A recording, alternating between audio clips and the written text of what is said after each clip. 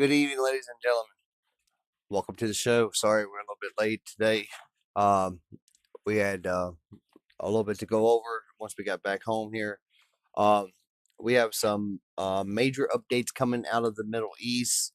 Hope you enjoy the beautiful view. A little bit blurry picture of the camera there of our beautiful capital of Washington, D.C. We have a lot to go over today. We have strikes um, happening all over the Middle East. We are also having breaking news coming out of Russia and Ukraine. Today is going to get a little crazy with the news because we just have a lot to just bunched up together so fast on us.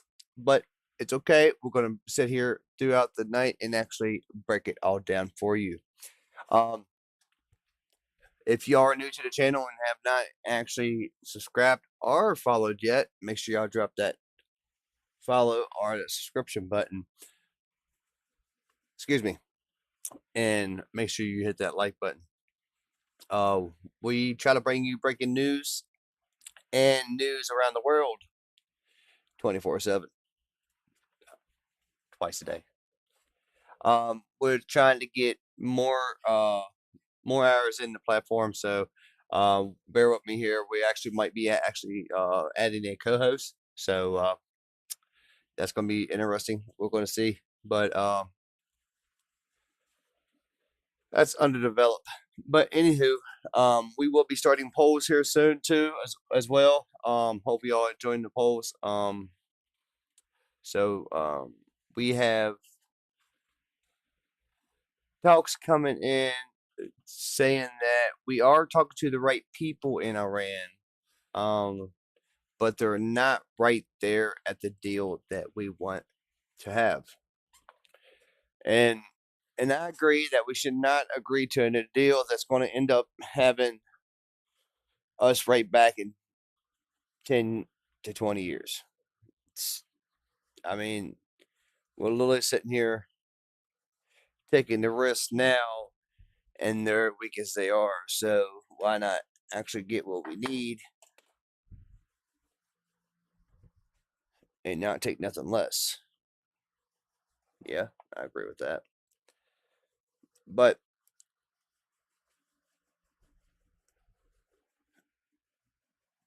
I mean, let me know what y'all think. Do y'all think that the regime is going to change and actually hold up to their end of an agreement about the nuclear agreement, about the proxies, about the terrorist acts around the Middle East and around the world, funding programs that fund programs that actually conduct terrorist attacks around the world? This has a lot to do with national security, which is under extreme risk right now because we have so much going on in the Middle East that um okay, I want to take everything off the panel except for the alerts here, and just so y'all can see the alerts that are coming out on the board as of right now around the Strait of Hormuz. Um, as you can see, um, there is some alerts that is active right now on Sitcom. These are probably strikes that already happened in Sitcom. Give me 1 second, I'll pull up and I'll see. Um, this is that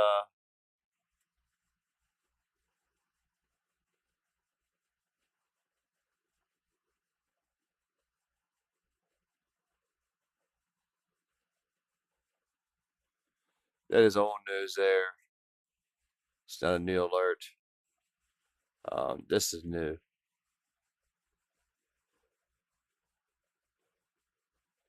U.S. Central Command confirmed self-defense strikes in southern Iran on May 25th, which we already know this. And if y'all are just now tuning in to the show and y'all have not heard this yet, we have conducted strikes on Iran on the 25th of May, 2026, to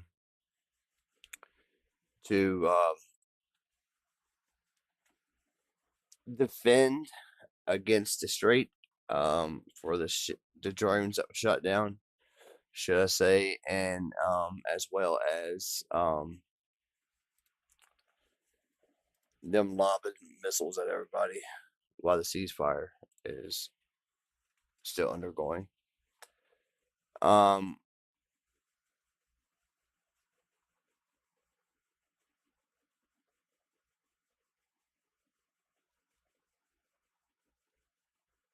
We see oh,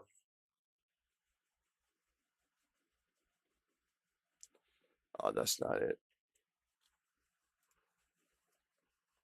We see numerous active alerts coming in right now. We will be scruffling through this to make sure all the data is correct and not AI, because there's a lot of that going out right now. And there's a lot of bullhickey going out right now, and I don't want y'all to think that this is a channel that is actually going to try to produce BS, because we're not. We're producing straight hard facts, and that's all I want here. And like I tell y'all all the time, that I'll pull it right up on the screen so y'all can see that the data that I'm getting is straight from our defense website and other sources that I verify.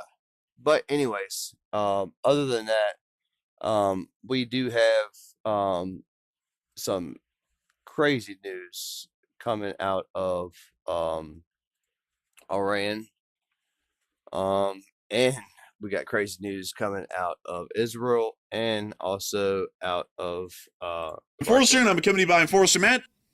And good evening, folks. It's Enforcer Matt conducted another love tap on the Iranians after the Iranians apparently attacked a U.S. commercial ship near the Strait of Hormuz, and apparently they put warheads on foreheads as a result of that whole situation.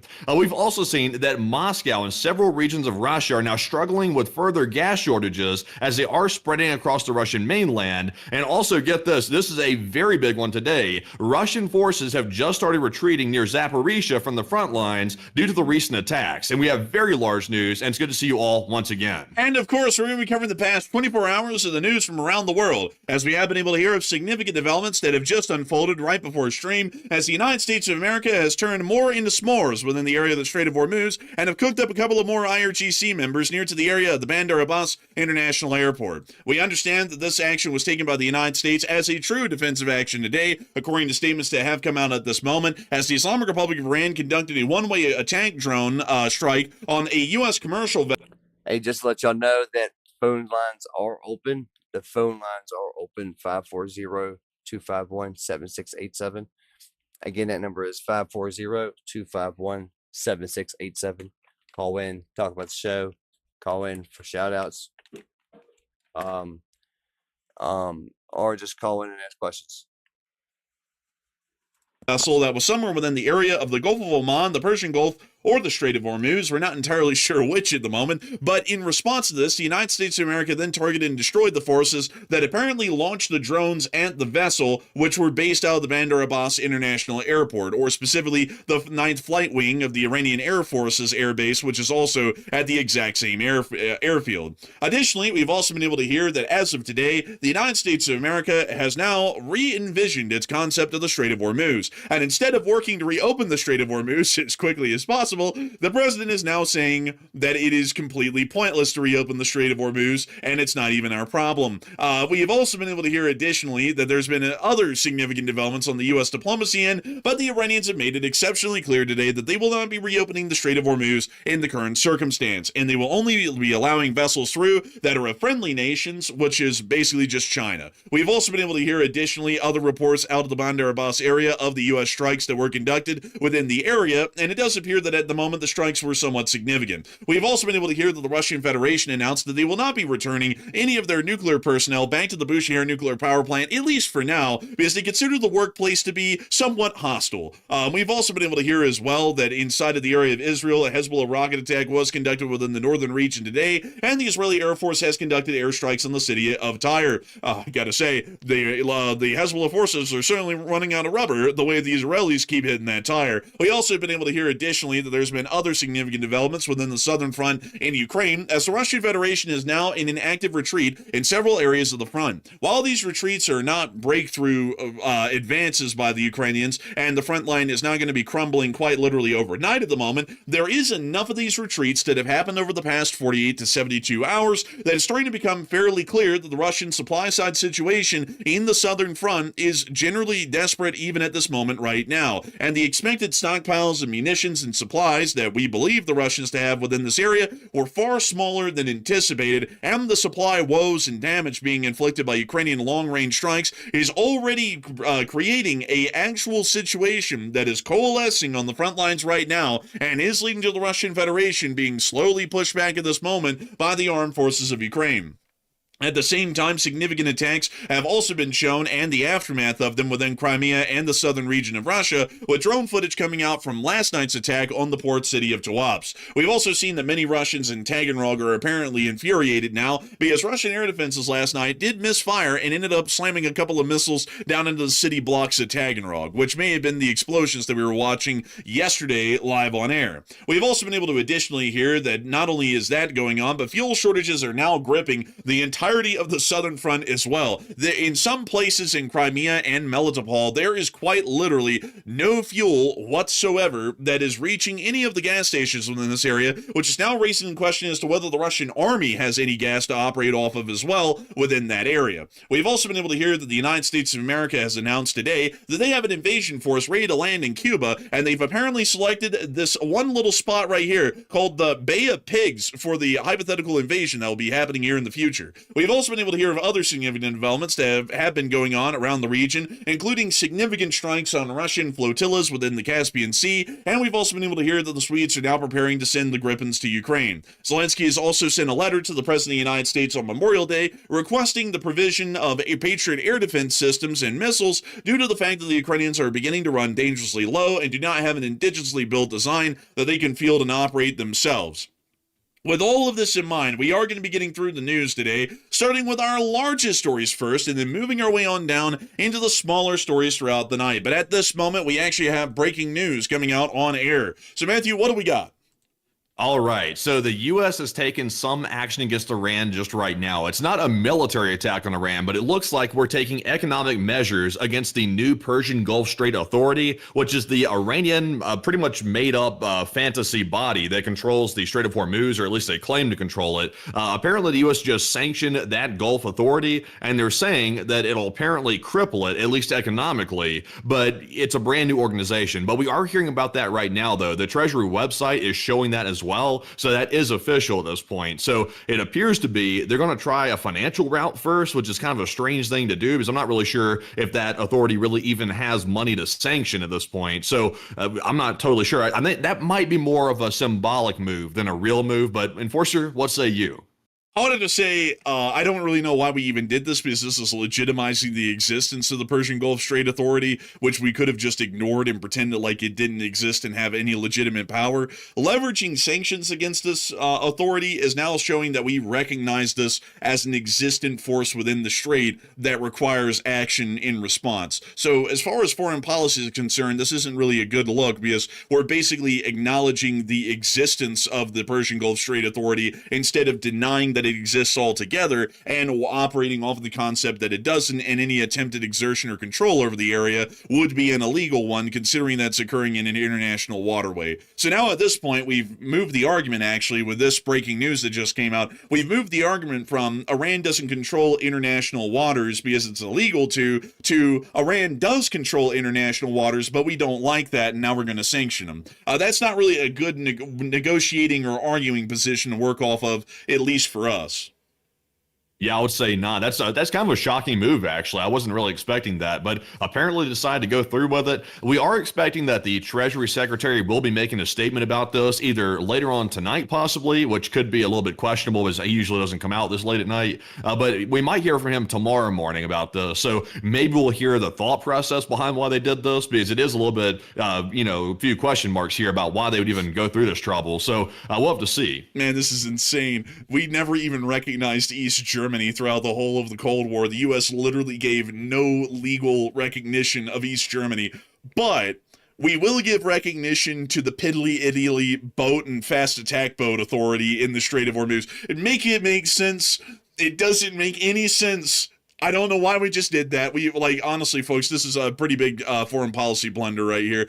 I don't know why the hell we even put sanctions against it, because our position should have been is that is an illegal group that does not even exist and has no authority. Therefore, there's no action to take against it because it's an illegal group. Anyways, moving us on out of that whole news that just came out right now. We'll be getting into all of that later once we make it on down and into the area of the Strait of Hormuz, which is going to be right now. We have been able to hear that over the course of just the past 2 hours before we went on air, there have been some reports that came out of Bandar Abbas that have confirmed that the United States conducted a second round of strikes on the Islamic Republic of Iran, and particularly within the Strait of Hormuz area, within the last 72 hours. According to eyewitness reports on the ground, we were able to hear the following from locals inside of the city. 4 explosion sounds came one after another just now at 1:33 in the morning in Bandar Abbas, which was just a few hours ago, and apparently, hello, Mr. Vahid, just now 3 explosion sounds came in Bandar Abbas at 1:33. Haji, explosion sounds again in the east of Bandar Abbas just now, 3 in a row at 1:43.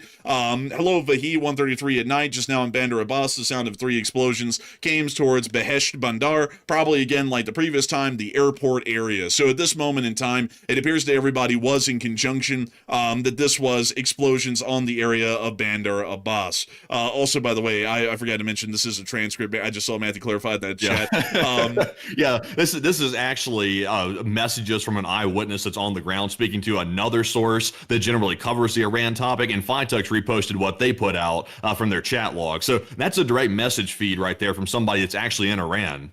But hello, Mr. V. Honestly, man, when you just read that, it makes it so much more comical. But Bandar Abbas, 1:30, 27th of Khordad, sound of a fighter jet followed by 3 explosions. 3 explosions were then followed in Bandar Abbas again, so this just appears to be a multitude of reports verifying that there was the sound of 3 explosions, a possible 4th one maybe, around the area of the Bandar Abbas International Airport. Just 72 hours ago, on Monday, we did see that around this at very the same time, significant attacks have also been shown just today. That's a direct Another message attack feed was also conducted, generally right hitting somebody and that's actually destroying in targets Iran around the area of the Bandar Abbas International Airport. From what we know, according to CENTCOM statements, they claim that surface-to-air missile systems were targeted and destroyed by suppression of enemy air defense operations in the area of the Bandar Abbas International Airport, which would support the operations of the 9th Flight Wing of the Iranian Air Force, which is based at the northern side of the facility. We do understand that additional information came out, once again confirming that multiple eyewitnesses were stating that there were impacts of 3 missiles within the Bandar Abbas area, and we've also been able to hear, once again, another source saying they heard 3, maybe 4 explosions in the distance as a part of these explosions. Unfortunately, folks, we have no video or picture evidence to speak of with this one, but considering that we have undeniable statements from an endless amount of on-the-ground sources and eyewitness reports, this is being reported as factual news, and considering that we now have the aftermath statements that were made to confirm the strikes, this was a credible action to make to verify these as actual news reports coming in on the ground that explosions have been heard once again around Bandar Abbas. From what we're understanding at the moment, the situation that we have heard of is that the Islamic Republic of Iran conducted a one-way attack drone strike on a U.S. commercial vessel somewhere within the area. We're not entirely sure where, and we're not entirely sure of the name of the ship either, but according to U.S. statements, 4 FPV drones, or kamikaze drones, were launched towards the area of this U.S. commercial vessel. The United States apparently, from what we know, intercepted the drones and then started retaliatory strikes against the forces that were involved in either defending the incoming strike or were involved in launching the strike. Either way, most of these forces appear to have been based around the area of the Bandar Abbas International Airport, and as a result, it appears that 3 or 4 targets have been hit, but it's more likely 3 than 4, because more people reported 3 explosions, independent explosions, instead of 4. We also understand... Well, you know something that I have a question about? The U.S., the CENTCOM came out yesterday and they refuted the report that the U.S. ships were restarting Operation Freedom to get those ships through the Strait of Hormuz. So they denied that report, but now they're saying that Iran launched an attack on a U.S. commercial vessel trying to transit the strait from the sounds of it. So it's like, what was that U.S. vessel doing there anyway? Because I thought that the vessels weren't able to pass. They know Iran's going to fire at them. And also, the U.S. wasn't supposed to be escorting ships. So what was it doing there? I don't really know, and also I'd have to say that the fact that we can't find a U.S. flagged vessel at the moment anywhere around the strait is kind of leading me to believe that the story might be a bit of crock. I think it was another preemptive strike, once again, that the United States just conducted, but much like the last time, we're trying to phrase it as some form of a defensive attack, when in reality, it's more of a preemptive strike than anything to try and destroy Iranian forces that we believe are going to be threatening us at some point in the future. So, to be honest with you all, folks, I don't even think the U.S. commercial vessel actually exists. That's the story that's come out that's been stated by the U.S. military, but I also have to remind you all that on the day on Monday when the strikes were being conducted by the U.S. on the IRGC of fast attack boats and Bandar Abbas, they also stated that it was purely defensive because the Iranians were trying to conduct some sort of armed action against the United States. Turns out the next day, the actual story came out that we conducted a preemptive strike because they were putting forces in Bandar Abbas that we thought looked a little threatening, so we just decided to go ahead and bomb them and wipe them out before they could do anything, which falls exactly under the textbook definition of a preemptive strike, which is an offensive action and cannot be justified as a defensive one. If you ever went into a criminal court in the United States of America and said, I saw this guy at midnight in an alleyway and he kind of just looked a little shifty, so I shot him, you're going to be going to prison, because there is literally no parameters or confines at that point, any rules that you could work off to say that you were in fear of your life and you operated in self-defense at that point. What you did is that you just attacked some random bystander who kind of looked a little bit suspect, but he hadn't done anything yet to put you in fear of your life or imminent threat of danger to be able to defend yourself. And off of what we've seen so far in the strait, this appears to be a pretty similar sort of a situation on the prior strike on Monday and this one today. The U.S. administration must be really scared to put their whole theory about the war restarting to the test in Congress, because, I'm like we've said before, we're in favor of the strikes restarting again, because clearly the negotiations aren't going anywhere. We've been saying that for weeks, if not over a month at this point. So they must be really fearful that if they go to Congress, that Congress is going to say the war cannot restart under these circumstances, which would be kind of odd because the Strait of Hormuz is still closed. There's still a lot of loose ends that need to be tied up. So, that's kind of a strange thing. I think you might be right. And also, I said this last night as well. It does not really seem defensive. It seems like a justification for preemptive strikes, which is fine, but it's just weird that they're having to tiptoe around like this instead of just simply going right back in and just going for it in the wide open. They're like doing this weird game of like, we're not doing something, we're keeping the ceasefire going, but yet we're still striking the Iranian mainland at the same time. So it just really strange with that. Yeah, it is really weird. I don't even know what their plan is because, by the way, folks, the War Powers Act doesn't cover an active war or an offensive conflict. It covers hostilities. If y'all don't believe me, go pull up the War Powers Act of 1973 and just go read it. And you'll be able to read, word for word, verbatim, that it doesn't say that a state of war has to be in effect. It just says that hostilities of some sort have to be underway. That's what it covers. So this isn't even really skirting around the whole War Powers Act issue, because in all honesty, defensive or offensive, this is still ongoing hostilities between the United States and the Iranians, which in technicality, by the letter, it would still require the intervening of Congress and their decision in approval or non-approval of the continuation of any armed hostilities against the Islamic Republic of Iran in offensive or defensive purposes. So a little bit interesting with that, and we'll be waiting to see what comes out of that that in that turn, but we have been able to hear, folks, just in case if any of y'all were concerned or really curious, does this break the ceasefire? No. The United States has carried out a defensive operation in Bandar Abbas, according to officials who spoke to FITUC's network, adding that the U.S. will act to safeguard its regional interests. This does not affect the ceasefire. So this just in, folks, bombing Iran 500 times doesn't break the ceasefire. It's just a love tap, they said. Just a little love tap. Also, by the way, I got to say, huge shout out to FITUC's network, by the way. They literally got that scoop before the multi-billion-dollar mainstream media corporations got it. As you could tell in the post, they said a U.S. official told FITUC's network. They got it like 30 minutes before everybody else, by the way. That's crazy that they did that. So a huge shout out to FITUC's network, by the way. Another win for all of us out here in the open source intelligence world. FITUC's network really bringing in the actual big stories, as a matter of fact, which is pretty insane. I gotta say, really impressive on their end. Huge kudos to them. And also, we were able to hear that the U.S. did carry out more strikes. According to what we've been able to hear, the U.S. has carried out new strikes against a military site in Iran that, quote unquote, posed a threat to U.S. forces and commercial traffic in the Strait of Hormuz. That wordage is very important. The U.S. military has also intercepted drones being launched from Iran today. I want to go back to the exact wordage, end quote, that the U.S. Defense Forces or a U.S. official just told to Reuters. They posed a threat to U.S. forces. That doesn't say that they imminently were or were in the process of attacking someone. That's just saying they kind of looked a little scary in the back alley at midnight, so I pulled out my .44 Magnum and I shot them, is basically what that's saying. And I'm going to be honest with y'all, I have a feeling when tomorrow comes around, we're going to find out that the Iranians probably did nothing, because this whole story about this ship is up in the air, in my opinion. I haven't seen this ship. I haven't seen on any public transponders a U.S. ship that's even close enough to that area to be the point of crisis right now. So I'd be entirely honest with y'all, I have a feeling that this wordage is starting to preempt the reports that are going to be coming out tomorrow that tell us that once again, just like on Monday, there wasn't really an imminent attack, well, an ongoing attack against U.S. forces that were happening within the area or a U.S. ship.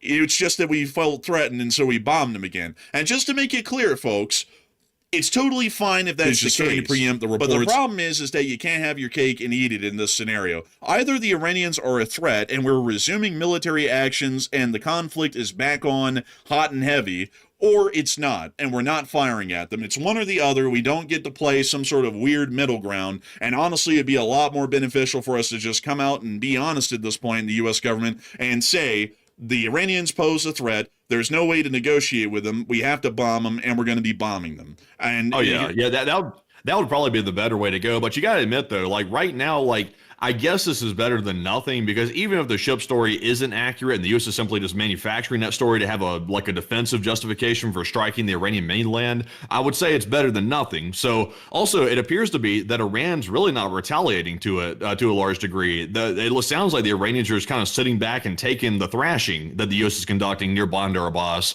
So that's kind of interesting on itself. It looks like Iran might also be very, very hesitant for the war to restart, because like we've gone over before, it's better for their country if they simply sit back and wait and then let the damage basically be enacted on the United States. It's worse for the United States to wait because our economy is going down the toilet while it's happening. So it appears to be it's just a strange situation. Like, it's strange that Iran's not responding, and strange that the U.S. isn't going all the way in either. We know why the Iranians aren't responding. At this point, it's clear. They're just trying to wait us out economically for the pressure to build bad enough that we have to agree to whatever they want. As far as the U.S., however, it makes no sense why we're not just going back in. Let me tell you something, folks. This would be like magic right now, because apparently the president is concerned that if they go to Congress to get approval, everyone's going to say no. And y'all know why they're going to say no, and here's the reason. The president has not been informing anybody, or the executive branch hasn't been informing anybody in the Congress as to really what's going on at all, and everybody's in the dark. And that's probably why more people would vote no than yes to continue the conflict, is because nobody even in Congress knows what the actual objectives or the ideas are of the office of the president that would be necessary to continue the conflict, or what's going to be happening if the strait continues to remain closed. If they just be transparent about that and explain it to the Congress, I would have a feeling that 70% or more of the House and the Senate would vote on the War Powers Act to allow for the hostilities to continue, because it would be within the strategic imperative of the United States to see such an action commence. But right now, a lot of people aren't talking about this situation in the chat. And Matthew, what are people thinking about this right now, given the situation that we've now just heard of out of the Strait? And what are you thinking about it as well? Okay, so what do y'all think about the situation? What do you think is going to happen out of this? Because now we're seeing that in less than 72 hours, the U.S. has struck the Iranian mainland twice in just less than 72 hours. Iran has generally not responded to it in any meaningful way whatsoever. And in fact, they barely even make statements about it. They're pretty much staying quiet, even diplomatically, they're staying quiet. So now we're hearing of an alleged ship attack, a U.S. ship attack. So, that's of course being questioned right now. But what do you think this means? 62% said the war will resume soon, while 17% said the war will not resume, and 11% said the U.S. is lying about the ship attack.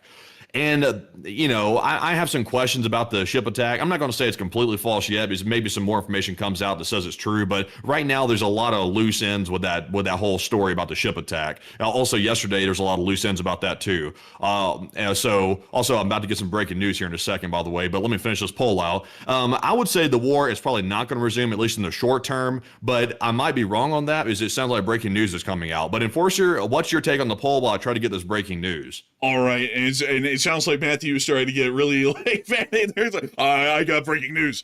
So hopefully we'll be able to hear that here in a brief moment. I have a feeling, folks, that the war is probably not going to be resuming here soon. The Iranians are adamant at this point. Go ahead.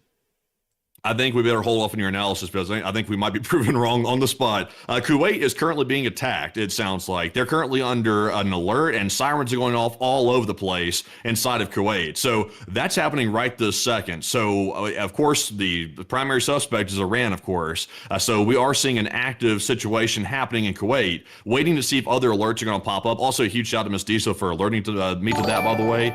But that appears to be an active situation. So my analysis, I just said the war might not resume, might be completely wrong. I might be proven wrong right here on the spot. Wait, hang on. Sorry, everyone. I had a frog in my throat when I was first trying to answer it. I'm actually with the 62%. I have a feeling like, come on, what the hell, man? You can't do that. That's illegal. I'm just playing, man. Honestly, like if this is an Iranian drone attack that's happening right now in Kuwait, then we just got both. And we just got a new follow. Definitely appreciate the follow over there on Kick. If I butcher your name, I apologize. Let me.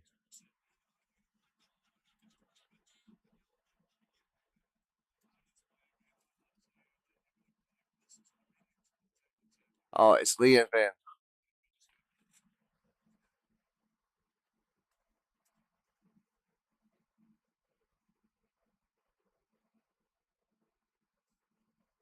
I appreciate the follow. Definitely appreciate the follow.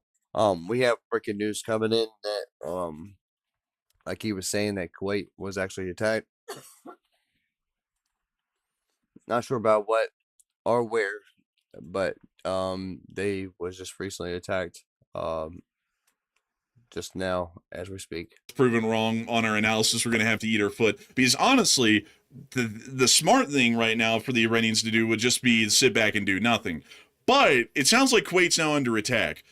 But also, wait a minute, hang on, wait a minute, though. They might, hang on, I gotta say this really quickly, folks, because it just hit me. They've done this before, though, in the ceasefire. Remember, Matthew, they conducted a drone attack on Kuwait, Qatar, and also the UAE, and they hit the port of Fujairah, and literally nothing came out of it. They might actually be trying to measure out their response to save face, but not also force a restart of the conflict. So this might be a very measured response, possibly. So I'm actually going to stay with my 17% analysis right now, because there's no way or indication to say that any actual attacks that might be happening right now, it sounds like they are, in Kuwait, the UAE, Qatar, or any other Gulf states, is going to lead to a conflict, because we haven't seen that happen yet. And this has already happened about twice before in this 2-month-long ceasefire we've been in right now, and the U.S. did absolutely nothing to respond. Well, it depends. If it's a small attack, like 1 or 2 drones that go into the Gulf states from Iran, that could be overlooked. But if it's something large, that's going to make it a lot harder to overlook. And also, like, the U.S. has generally operated outside of the reality at this point. They'll generally say, we can launch attacks on Iran, the ceasefire stays in place. That's obviously operating in delusional world. That's not the way the real world works. And who cares what they're saying verbally? That's not the way it works. So if we see a large attack on Kuwait, that might be something that the U.S. simply can't cannot ignore, because I'm sure the Gulf states are going to start putting pressure on the United States to do something about it, because they don't want to get attacked and have a whole bunch of infrastructure damage and completely give up, their sovereign right to respond to an attack. I'd imagine they probably don't want to do that. So we'll have to see here, but we are tracking that live. Though I'm really desperately looking for more breaking news and footage out of this. But the air raid sirens literally just started going off 2 minutes ago, so this is extremely early.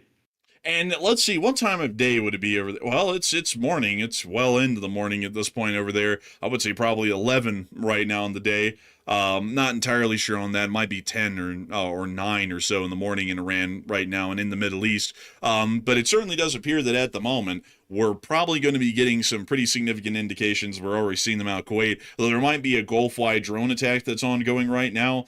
But how large it is, we haven't been able to ascertain yet while we're on air. So y'all are here in the midst of our breaking news. It looks like we're probably going to have to stop the normal coverage probably for a moment to make sure that we can stay up to date on this ongoing drone attack, because crazy enough, it's literally on the very topic of our poll that we have running right now, and it's ongoing live. We'll probably be expecting to hear the reports of incoming drones in other Gulf states if this is a broader attack here within the next several minutes, or it might just be a smaller drone attack that's being conducted against Kuwait and the Kurds in northern Iraq, and we might just hear about limited drone strikes or attempted drone attacks in those areas that are not joined by any others in the region. But Matthew, do we have any other?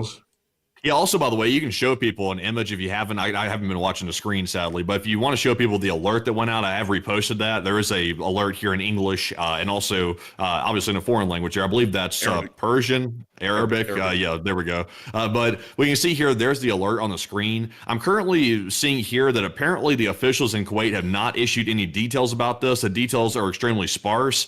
They're saying that there's no immediate clarity on what triggered the alerts, but all they know is the air raid sirens are blaring in Kuwait. We do know that for a fact. And also alerts like this were sent out to people's phones. So, I mean, it could be maybe a false alarm, although we haven't really seen false alarms. Usually when Kuwait sends out an alert like that, usually it is backed up with some sort of incursion by a drone. But right now, that's all we know. That is literally it right now. But we do understand that right now there is a drone alert inside of Kuwait, and we'll be trying to see if we can get any more information out at this point on what's going on there. But it certainly does appear there is some sort of an ongoing air raid. We just don't know to what extent the amount of damage that might be inflicted or what the Kuwaiti air defense is doing right now at the moment. So I hope that addresses that the best we can at the moment. We'll be covering breaking news as it comes out live on air, because it looks like we're now in the midst of a breaking news story while we're live. Also, check FR24 real quick and see what the current air traffic looks like around the area. See if it's cleared out around Kuwait, commercial traffic.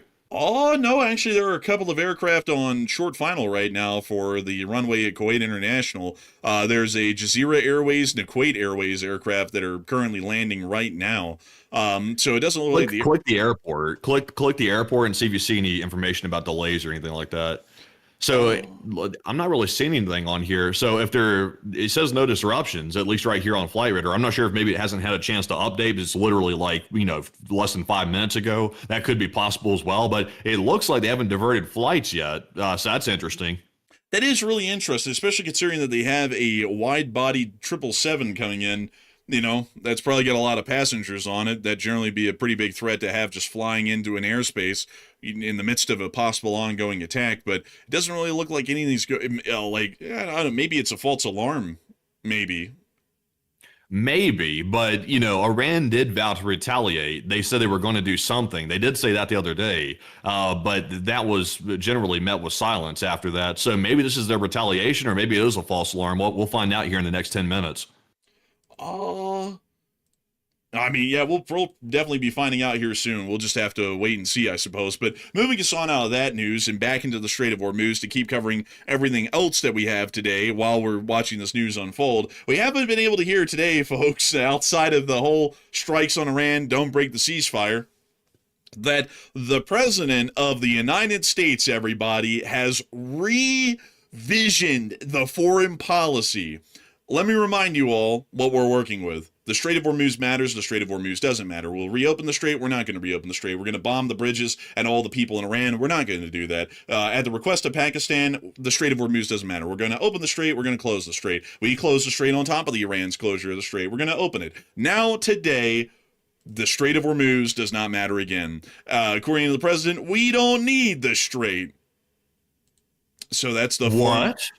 Yes, it's changed again. Blah, blah, blah, blah, blah, blah, blah, blah. We've done Crazy. another 180. Like, we've done another one. You know, honestly, Yeah, folks, that's crazy talk. someone needs to get the president into like a street meet for cars. He'd be whipping damn donuts in like the middle of an intersection like no other. The way he can flip the foreign policy around in a 180 every week or so at this point. But we do have breaking news coming out this moment right now. So what do we got, Matthew? Okay, so we have some breaking news right now that this is a real attack on Kuwait. This is not a phony. This is not a fake. We say what? Oh, nothing. Go ahead. Apparently, there is an air attack on Kuwait. It looks like locals are now taking pictures of what appears to be explosions and air defense engagements and also air raid alerts going off. Right here, we can see there appears to be a missile-based interception that took place over Kuwait's airspace that we can see right here in this image, but it does appear to be a real attack. So it looks like Ocean Technicals also posted the general location he believes this picture was taken in the comments over there. So where's he showing in that map right there? Let's see what he's come up with. Al Jafra over to the west of Kuwait City. Interesting. So it is a real attack. So it's likely Iran. It's probably not a proxy force because, of course, there's always possible that maybe a proxy force of Iran that's maybe in Iraq launched this attack. But it probably came from the Iranian mainland, I would guess. But right now we're seeing just one interception on camera. We'll have to wait and see if we see more. Yeah, I'd have to say we'll have to definitely see. We'll have to keep waiting because there's definitely something in the airspace over Kuwait. Have they diverted the flights yet? No, actually, They don't give a damn. Man, that shit's gonna run. No matter if there's a war on or not, they're landing. Man, they said these passengers pay for them tickets, and damn it, we cashing. Like, man, they said Kuwait Airways 284 cleared to land, runway 19 right.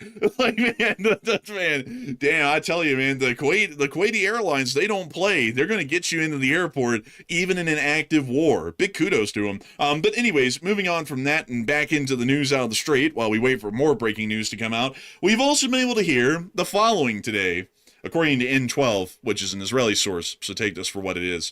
If a ceasefire deal with Iran is reached, the American fleet of aircraft will be evacuated from Israel within 72 hours to bases in Europe. The aircraft will be on standby to return to Ben Gurion Airport if fighting with Iran resumes. So it appears that they've gotten some information that the U.S. might be negotiating a deal to where the U.S. packs up and leaves Israel. Truth be told, the Israelis are going to kick us out as soon as this whole thing's over anyways. So that's not like that's something we're doing on our own volition. We're going to be kicked out regardless. We've also been able to hear that, according to the president today, stated by the U.S. Secretary of State, he stated that the president prefers a diplomatic solution with Iran, adding that progress has been made towards reaching an agreement. Y'all heard it here, folks. Y'all heard it here. We're hours away from a deal. We're hours away. It's just that, the hours, it's hard to measure them. Sometimes they're weeks, a couple of hours is a couple of weeks in reality. Just give it some time, folks. It's definitely coming around the corner now. But we actually have more breaking news coming out, most likely from Kuwait. So what do we got, Matthew?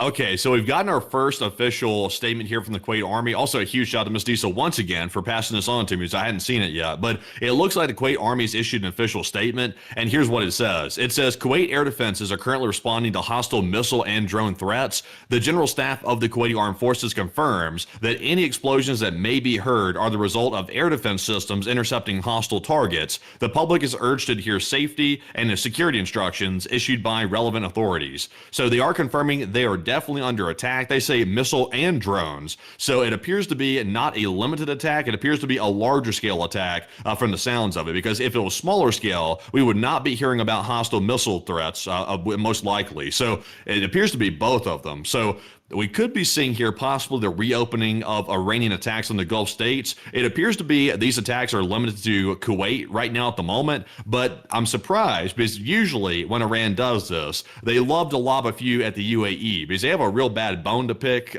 with the UAE for some reason, but it appears to be Kuwait is the tip of the spear right now. Well, it does appear, folks, that we can largely confirm at this point that there is a larger attack that the Iranians are conducting within the area, at least against Kuwait, and we're probably going to be hearing about similar such incidents from other Gulf state nations here soon. Usually they're attacked in a group. So we'll most likely be expecting that here on air, we'll be hearing of air defense reports from Qatar and the UAE very soon as well. Usually those three countries are attacked all at the same time. So we can confirm that it does appear that the Iranians are conducting some form of a significant response. It's just that now, folks, the question is, this is clearly an act of war and a violation of the ceasefire. But the real question is, folks, is if it's mostly peaceful and if the administration is going to actually recognize this for what it is, which is a violation of the ceasefire. So we'll have to see. I have a feeling, folks, that they're probably going to say the ceasefire is still intact tomorrow, but who's to say? We'll have to see. But moving us on out of that, and out of all of the U.S. positions that we've heard of today, we also get to hear from Iran's position today inside the Strait of Hormuz. Let's start with our earliest one and get to their latest statement. The Iranians said today that the Strait of Hormuz remains closed to vessels from hostile countries. Well, sounds to me like that's status quo. They then also said the following as well. Iran will not be pushed back by the president's rhetoric from its red lines, the right to enrich uranium, possession of enriched uranium, authority over the Strait of Hormuz, and the removal of sanctions. It is obvious the president, seeking a way out of the strategic deadlock, alternates between issuing threats and appealing for an agreement. So that's holy cow. It sounds like they're saying that the talks are at an impasse. That's coming. Who's this coming from? The head of the Iranian Parliament National Security Commission. That's coming from one of their top people right there. I wonder if we can take his word that they don't want to negotiate. That, by the way, everyone, that's Ibrahim Azizi. What a nice name. What a cute name. But it appears, folks, that, my God, it's like we've been saying. The Iranians are playing us for fools. Look, they just said outright they're not going to give up their right to enrich uranium, so they're never going to allow any restrictions on uranium enrichment. So they're going for nuclear-grade uranium. That's what they're saying. The possession of enriched uranium, meaning they're keeping the uranium that they've already enriched, and then they also now want to unilaterally control the Strait of Hormuz in perpetuity. Damn. And also have all sanctions lifted. Yeah, I guess it was true when the U.S. came out yesterday on Sunday, or not yesterday, but on Sunday, they came out and said that there was progress made. They just didn't tell us it was progress that was going backwards. I thought it was progress going forward. I didn't think that at all, by the way. Just a little inside information. I didn't believe that one bit. But as you can see here, apparently the progress was going backwards, going the wrong direction. But I think the U.S. omitted that fact. Man, well, I actually heard, Matthew, that the U.S. diplomatic delegation did show up to try and get to talk to the Iranians again, and I heard that these were the cheery guys that they sent to go talk to them for the 900th time. Man, I tell you what. Also, by the way, when everybody likes to criticize us, they like to say, you guys are warmongers because you want to start a new war with Iran. Well, I mean, here's the catch. The U.S. started the war, not a bad thing, because of course Iran was building missiles, they were building, nuclear enrichment and stuff like that. So not horrible they started the war, but here's the catch though. We can't just stop the war just because it's gotten ugly all of a sudden. It's like you can't start it. If you think that you're going to get cold feet halfway through it, then don't start the war. And clearly at this point, it's time for the war to get going again, because if the war doesn't get going again, the Iranians are clearly stating right here, literally from their top officials, they're not making any concessions at all. And they've been negotiating allegedly with the Iranians for weeks. So if they were going to budge, they would have already done it by now, and they're clearly not. And also, folks, what's kind of a little bit stupid is that many statements have been made by the president to make it sound like we agree with the Iranians and the Iranians agree with us on everything, except for all the important things that actually matter. So if we agree that cake is a form of bread and, kissing ass isn't really great, an ass tastes like ass and the sky's blue, that all those little agreements don't really matter. Well, these ones that the Iranians are stonewalling on are the only ones that actually matter, and we're not making any progress with them on those topics that matter. So we've made it nowhere, and still, today, folks, the Secretary of State comes out and says that the president is still wanting to achieve a diplomatic solution. Well, I want to be a multi-billionaire, but I can't just will that into existence, and you can't will a diplomatic solution into existence when there isn't one either. So how about we just get back to finishing what was started, and maybe go to the Congress and explain to them why we have to, so that way they'll actually vote to approve the continuation of hostilities instead of saying no, because most of all of them are in the dark, much like everyone else is right now in the public, about what the actual plans of the current administration is. Maybe that'd be a good idea. But what do I know, folks? I'm just a lowly citizen of the Republic. I only have one vote. It's not like I know anything. But anyway, moving us on from that Iranian statement, we've also been able to hear another one. The Iranians want $24 billion in frozen assets release before they even sign a deal, including $12 billion up front when the agreement is announced. They want to get paid a dowry for the deal. Like, they want a $12 billion payment in cash just for us to announce the peace deal, and then another $24 billion to sign it. That is the most expensive signature that would have existed in human history at this point. A $36 billion signature on a piece of paper that's not going to mean anything once it's signed, because the Iranians aren't going to adhere to a damn thing on it. So, I mean, this is getting absolutely insane at this point. It's clownish, really. And also, once again, the open source intel stated that Ibrahim did state that the U.S. and Iran are in a deadlock, which is quite clear at this point. So it does appear that at the moment, as far as diplomatic progress is concerned, there is no diplomatic progress. We are still burning tires in the mud to get nowhere, and we're still where we were 2 months ago when this whole ceasefire started, and nothing has changed at all. We are still in the same spot we were. They are not going to give up uranium enrichment. They're not going to give up their enriched uranium. They're going to keep control of the Strait of Hormuz, and they want to get paid. So that's literally what they were saying 2 months ago, and they're still saying that 2 months later. Clearly, there's nowhere to go in negotiations. But we actually have breaking news coming out this moment. So what do we got? Okay, so this one's not from Twitter, by the way. This one is actually from Telegram. Also, by the way, I'm going to do it again. Huge shout out to Miss Deesa for sending this over to me, because I did not catch this one. It came out very quick, and I haven't had the chance to see it. But this is coming from Vahid Online on Telegram. They're saying from the Khuzestan. So can you get a geolocation on that, by the way, real quick? Where is this that he's talking about? Khuzestan? Yeah, that's what he's saying here. Let's see. He's saying specifically near the Almadaya Mayanku Tunnel. Oh, I don't know about that Kumbaya tunnel, but this is the Khuzestan province right here. So apparently this is allegedly where this is taking place right now, but here's what the eyewitness report says. It says, I am receiving messages and images saying that around 5:50 a.m., a missile was launched and an explosion sound was heard near the Almadaya Mayanku tunnel in this area that we're looking at, and someone wrote that the launcher was targeted inside of Kuwait, and apparently this happened simultaneously while the sirens just went off. Apparently that launcher was targeted from the sounds of the report off the ground. So it's possible that maybe there was an impact with a launcher in this area that we're looking at here near this tunnel that he's referring to, and maybe they only got an alert once that happened and once it was struck. That sounded like might be what happened. Might be so. This is around Avaz City, by the way, everyone. This is actually where the F-15E got shot down back in the day when the weapons systems officer was stuck behind the lines for a while and we had to recover him. This is actually the same province that happened in. So, fairly interesting on that one. We'll have to see if we get even further video and picture evidence to be able to corroborate the story that we're getting on the ground right now inside of Iran. But I saw someone in the chat say something that I find very, very interesting, because some people always say that we maybe have a reason to try and say that conflict should continue. And someone said, well, y'all do make a living off of war. Here's the thing. This is a little bit of a misnomer that people don't get. We are always going to be in business because there's always going to be a war. There literally will always be one going on in the world. If it wasn't Iran, it's Ukraine. If it's not Ukraine and Iran, it's something else. There are so many wars going on in the world right now, we don't even get to cover most of them on air. And if the Iran war truly did end, we'd just move on to another, because that's the business and that's how news works.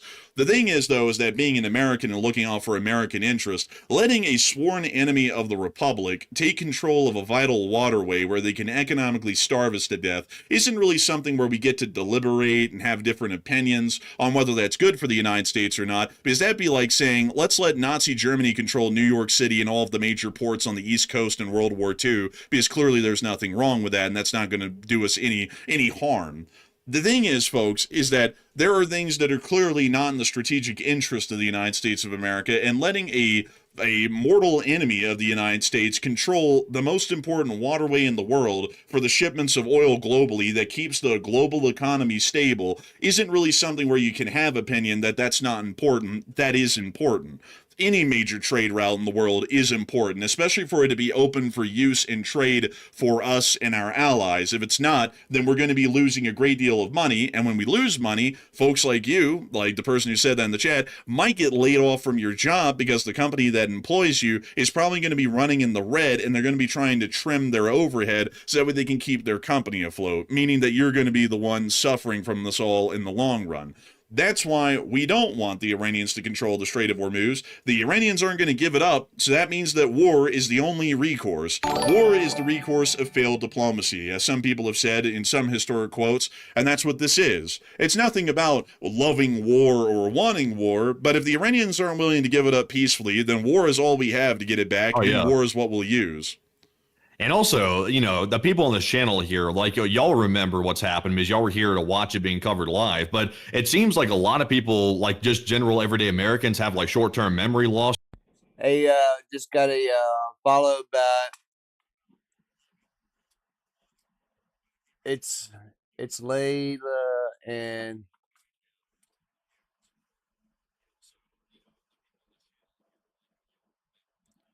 you know what? Let me just go over to the platform. I see y'all's name.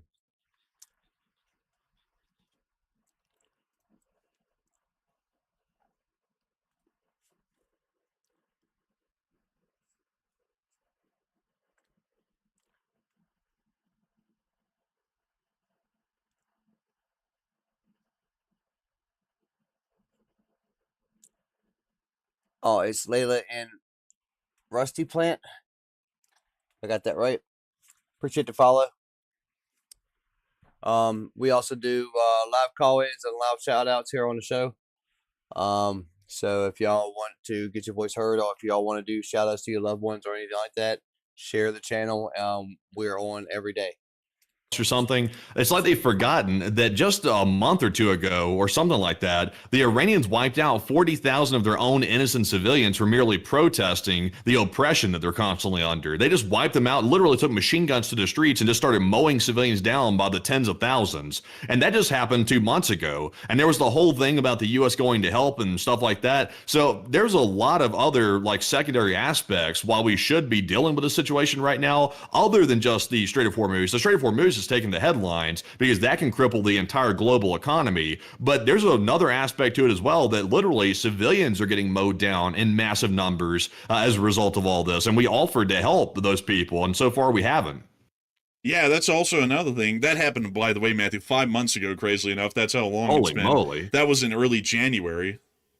Yeah, it feels like it was 2 months ago, but I guess maybe it was 5 months ago. I'm losing track of time. Yeah, man, 2 months ago was when the ceasefire started that we're still in right now. That's how much time has passed. It feels like time is flying, folks, because I would think it's 2 months ago if I was thinking from my memory, but crazy enough, it's been 5 months. But it's just also. I gotta say, folks, there are so many bots, and it's crazy to look at like the opinions that they put out. And I'm gonna put this one out as a public service announcement for folks. Some people say when we talk about American interests, this one guy said, "Y'all are pushing the Zionist propaganda." How in the hell? Don't waste time with those, man. Don't waste time with those. That's a complete waste. It is a complete waste. But for people who look at that kind of stuff and go, maybe there's some merit to it. This isn't for the Israelis. If there's no oil coming out of the Strait of Hormuz, the U.S. economy is going to tank. That's not like a fictional line of speaking. If there's no oil to put in the tank of a car, a plane, or a train, there's no way to ship any goods to you to buy to be able to get, or the price is going to be extremely high on them. That's screwing over the United States. Don't listen to people like that, folks. Those people are either brainless or they're speaking words in support of our enemies. Those people are going to get the country screwed over. Don't listen to them once. But anyways, moving us on from that, it is time for us to get on into the rest of the news that we have out of the area. We have a little bit left in the Middle East, and then we're going to hop over to the Americas really quickly, and then right back up and into Ukraine. But before we get to all of that, I do have to say a humongous thanks to everyone who has been watching so far. We still have a lot of news to go, so make sure to stick around, folks. But a humongous shout out to everyone who's been here. We've had 19,000 people here at the peak of the show tonight, and we've also had 70,000 people watch the stream in the first hour. I've got to say that we're entirely honored and massively appreciative to have had so many of y'all here watching the show over the course of the first hour, and we still have a lot of news to go and a lot of breaking news that's going to be unfolding live on air over these next few minutes because of what's happening right now in the Middle East.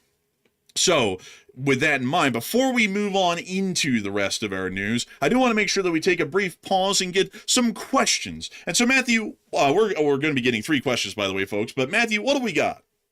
Okay, so I'm currently sleuthing every single source I have at my disposal right now to get more information. I'm getting some more information, but nothing too crazy. Just some more details about the alleged area that Iran might have targeted a missile launcher inside of Kuwait. So it's apparently near that tunnel. I've gotten more confirmation about that from the looks of it. But outside of that, though, the details are kind of sparse. But they will be coming out soon, though. So stick around beyond the question segment, because I'm sure we'll have some footage eventually coming out. Because I don't think Kuwait is one of the countries in the Gulf that's currently imprisoning people for uploading videos. I don't think they're one of those countries. I know the UAE is doing that. They'll simply lock you up and put you in prison for simply taking out your phone and recording something.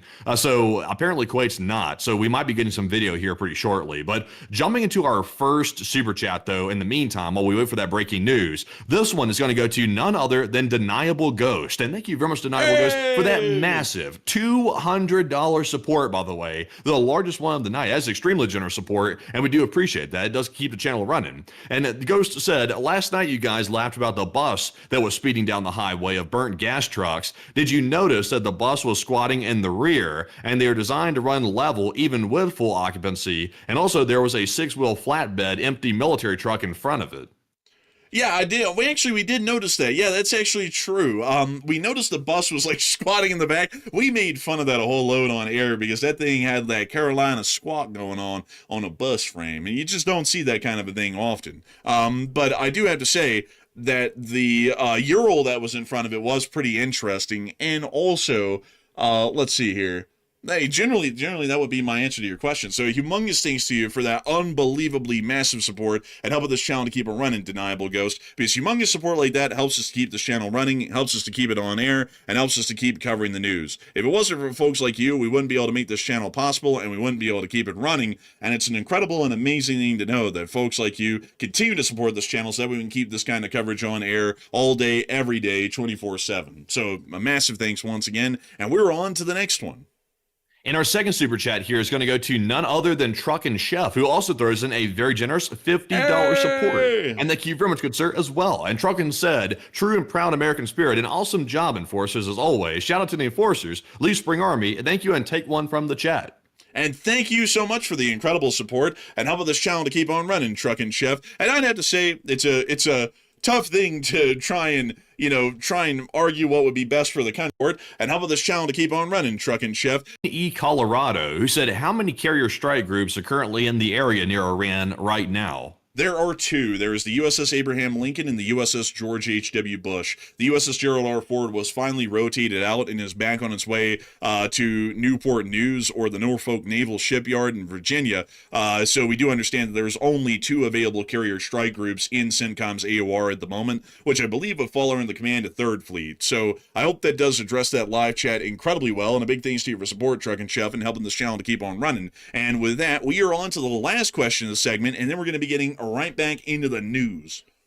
All right, so the last one here goes to Con45, who also puts in a $50 support. And thank you very much, Con, as well, for supporting the channel yet again. He said, I am sick and tired of Russia threatening Ukraine with nuclear weapons. Russia has 11 nuclear power plants with 32 reactors, and Ukraine can easily remove the cooling towers and all those plants in one night if they wanted. Are the Russians really that uneducated? Well, Russians are not really the smartest, the brightest out there. I would have to say that generally. But the thing is, though, is that Ukraine attacking and blowing up nuclear power plants is nuclear terrorism because, if everybody's been moaning and bitching that the Russians could blow up the Zaporizhzhia nuclear power plant, and that's wrong and that's not right. Well, the Ukrainians doing the same thing to Russia is the same. It's nuclear terrorism.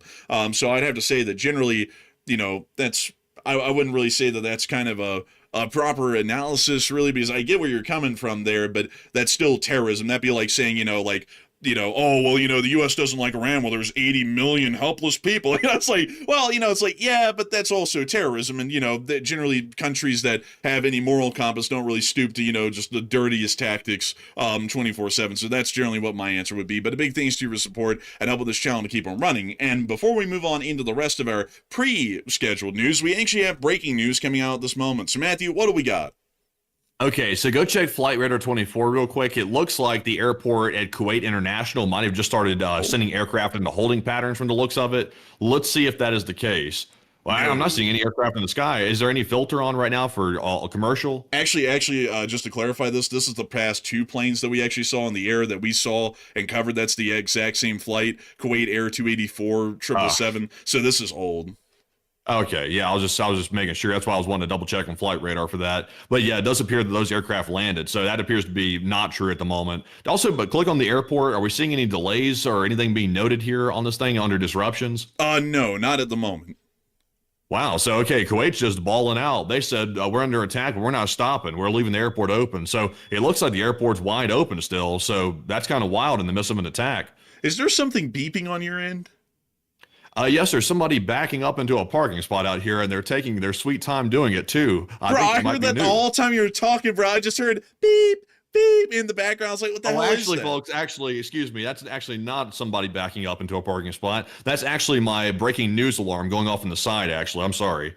Honestly, man, it sounded like a Russian alert on a ship that's been hit. Like, it was like, beep, beep. I was like, damn, bro, you into like a Bouillon class Corvette? Like, did it get hit? Speaking of which, we actually got a clip of one of those getting blown up in the Caspian. But moving us on out of this question segment and that breaking news, we also have some news that came out of Bushehr today that apparently Rosatom, which is the Russian State Atomic Energy Corporation, said the decision has been made to postpone the return of Russian personnel to the Bushehr nuclear power plant in Iran. So basically what they're saying, folks, to get it in corporate speak, they have synergized and listened to the community and they understand their concerns. Currently, due to the very spontaneous and evolving situation around the area of Bushehr and the somewhat hostile work environment that exists that currently many people are trying to synergize with and truly understand, the Rosatom will not be sending their employees, or more so their customer service associates, back down to the Bushehr nuclear power plant to be able to continue with the evolution and innovations that their company continues to provide and support for. So I hope that does answer that well for anyone who just came off of a 9-to-5 at a corporate job. And moving us on out of that, in Bushehr, Iran, we've also been able to hear that in the meantime, there was a Hezbollah rocket attack on northern Israel earlier today, and we also saw that the Israelis were airstriking Tyre. Oh, man, the Israelis be burning rubber because they blowing up them tires. Let's get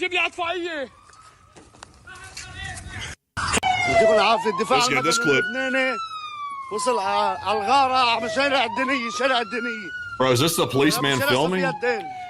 Maybe. Like, I don't. Oh my God! Like, man, if that's the policeman filming, they might be in some deep trouble. Bruh, imagine a police officer in Salt Lake, man, seeing like a 5-car pileup and then just running up with his camera, filming and going, "Yo, yo!" Like, it's like, bro, you're the cop. Like, you're supposed to be trying to help. But also, we have this one last clip here showing the picture of one of the explosions in Tyre. Moving us on out of those clips and that news in Lebanon, we're going to be moving on out of this country and on out of the Middle East in general, because just to throw y'all a curveball out of nowhere, the U.S. has an invasion force ready to invade Cuba right now. The Pentagon has spent months positioning the troops and weapons needed for the U.S. to launch a military attack on Cuba. All that's needed is a final go-ahead from the president. So while we're still trying to figure out how to un-F up the F up in the Middle East, we're trying to see how quickly we can catapult into a second F up in the midst of trying to fix the first one. This is like having a compulsive gambler uncle that doesn't know when to stop, and they just like keep on doubling down, like, hit me again, hit me. It's like, stop, bastard. It's like, stop. Literally, like, you can't go jump and double down like every single time. Like, you gotta stop for a minute. A crazy unk. I'm not gonna lie, folks. I don't even know what this one's for. It's like, how in the world the Cubans posed a strategic threat to the United States worthy of a preemptive attack? What economic value would there be in this action? What, like, there's no way to actually justify this at all. Like, the truth of it is that this is just a bullshit action that we're working on, and apparently there's just a whole bunch of people sitting down on the southern tip of Florida right now waiting to invade Cuba. I did hear, folks, some rumors that apparently they might be going to the Bay of Pigs, but I personally haven't seen the Kim family there, so I think they call this something else since Kim Jong-un and his folks aren't there right now, because I haven't seen any pigs like that in my life. Hong Kong. But moving us on out of the whole deal with Cuba, quite a crazy story. Matthew, do you have a poll on that one, by the way? I think you did. Yes, I'm furiously trying to type it right now. Oh, man. You see, I do have the polls like pre-written, like most of the time. I just have to grab it, but I do have to come up with the options for it on the spot. But here it is right here. Start voting, people. Vote plenty and vote often. Man, I was sitting there, man. I was like, how the hell do I filibuster? Why did I get to get this follow? Because I was like, I remember you saying that poll to me before the show. But to give you all a little bit of a background, this whole thing's kind of come out of nowhere. The United States really hasn't had any strategic issues recently with the Cubans, and recently the President of the United States just made this a problem. And we just got another follow.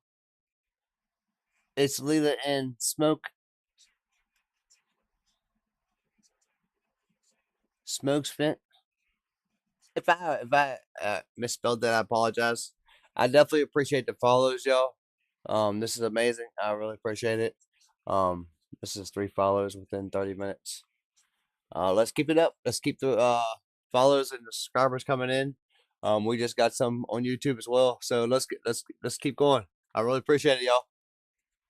Problem. Why? Well, there's no reason why. We've never heard a legitimate one. It's just because F them. That's literally it. So apparently we're willing to go through a couple of 100,000 troops at the problem and, tie them up in Cuba for who knows how long to occupy the country and build up a new government, nation build, basically, in what could possibly be a forever war, which is something that generally the current administration said they were never going to do for the purposes of, I don't know, just woke up and felt like it. So a lot of people right now are currently talking about this idea. Matthew, what are people thinking about this? And what are you thinking about it as well? Okay, so U.S. forces are now allegedly in place around Cuba, or at least they claim they are, but we're not really totally sure about that independently, but they claim that U.S. forces are currently in place around Cuba and are simply waiting the order to lay siege to the place. So what are your thoughts? Hey, just let everybody know that we are on Kick, Rumble, Twitch, and YouTube. We do drawings here for our community, for our members and our followers. So once we hit our goals on our platforms, then we'll be starting drawings. So make sure that y'all try to hop in on all the other channels as well. That way you actually higher your chance and higher your percentage in actually winning the prizes, which is Xbox controllers, headsets, and Xbox One up for grabs. So make sure y'all get hyped with all the channels. Make sure y'all drop them likes and drop them follows, and make sure y'all get in tune whenever y'all can. I understand, everybody got their own thing going on, but whenever y'all need the news, we're here for you. 44% said that's a very bad idea. 29% said we need to finish Iran and then hit Cuba. 21% said this is a quick and easy move, like 4 easy payments of $19.99 or something like that. So I would say this. If the U.S. wanted to go after Cuba, it's already a shaky argument because it's not really clear why we would be invading Cuba in the first place. That's not perfectly clear right now. The administration's really not making the case very well to the public, and that's something that they have to do, folks. Like, they have to make the case to the public why it's necessary, because wars cost tax dollars. They cost potentially the lives of soldiers and, sons and daughters of American citizens. So we're entitled to know why we're going to war. That's not something that the president keeps secret. That should be something that we all know about before we all get dragged into something that we'll be dealing with for decades to come. So right now that argument has not been made properly. And also, the bigger argument than that is we just started a huge quagmire with Iran, and we're not finished with it. And in fact, it might just be starting. And now we're about to start a new war and double down when we're already, pretty deep in the hole at this point. So not a good idea, I would say. I'm with the 43%. This seems like a bad idea. And hopefully the U.S. isn't about to repeat what we did before. Like, of course, Bay of Pigs was a bad disaster. That was very bad. And of course, I think they thought that was going to be easy, but it turned out not to be so easy. So I'm with the 43%. But Enforcer, what say you? How it be with the 43%? It doesn't make any sense. And I see some people saying, but it's a communist country near our borders. Yeah, that's true. But think about it, everybody. It's been there for 70 years. We haven't had to do anything about it, and they don't even pose a threat. Have y'all seen the Cuban military of late? They're literally rolling around gush guns on ox carts. These people don't even pose, they never could pose a strategic threat to the United States. They don't even have an economy. Like, there's literally no reason to go down there and do this. What do we get out of it? Nothing. If we take over their country and it goes without a hitch, we got to spend billions of dollars holding the country down because we can't just walk away then. We've got to build a whole new government for them because there won't be a government if we just left it fall into a state of anarchy. So we got to build a government for them, which is going to cost loads of money. We got to hold down the whole country, which is going to cost billions more to do nothing because it's like, what's there? Tobacco and sugar production. That's it. They also have a very big human organ trade. Don't ask where they come from. I don't know, but they do have a big human organ trade. So outside of those things, there's nothing that Cuba has economically that would really add to the Western sphere whatsoever.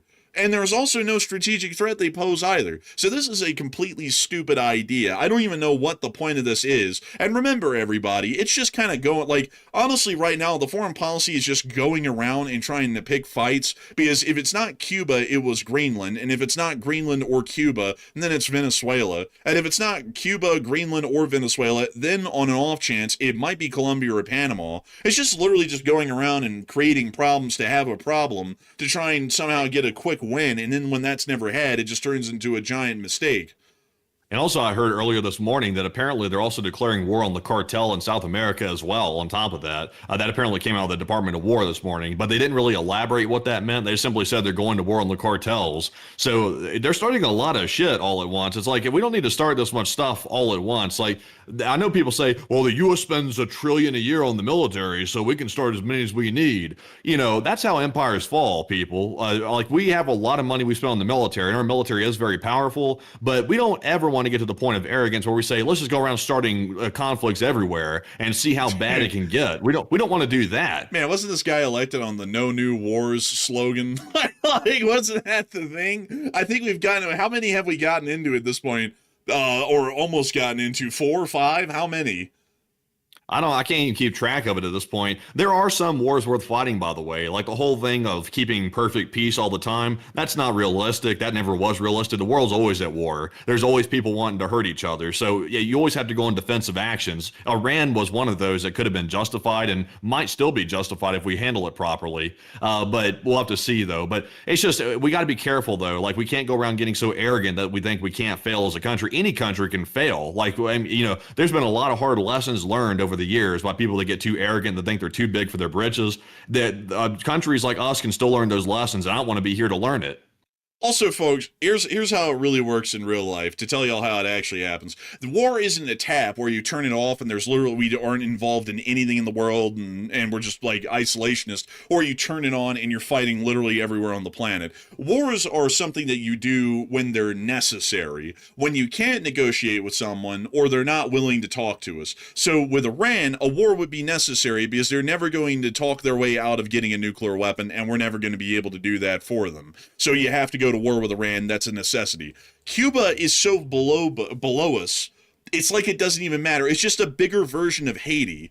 And we're not as sure as hell invading Haiti, because like, if anybody told me that there was something worthwhile in Haiti, hell has frozen over. Cuba is just a bigger version of Haiti. There's literally no reason to go to Cuba because there's nothing to get there but a bunch of bullshit and an endless couple of year occupation that we have to tie up most of the U.S. Army to keep going.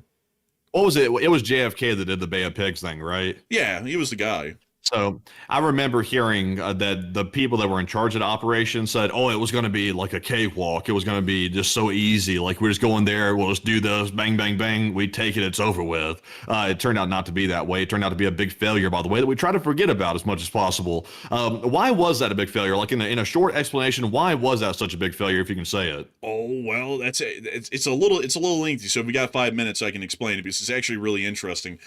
Is there like a main reason why it failed? Like just because I would like to make a point off of it. It was planned by Eisenhower, and Kennedy wasn't willing to follow through with the whole plan Eisenhower had.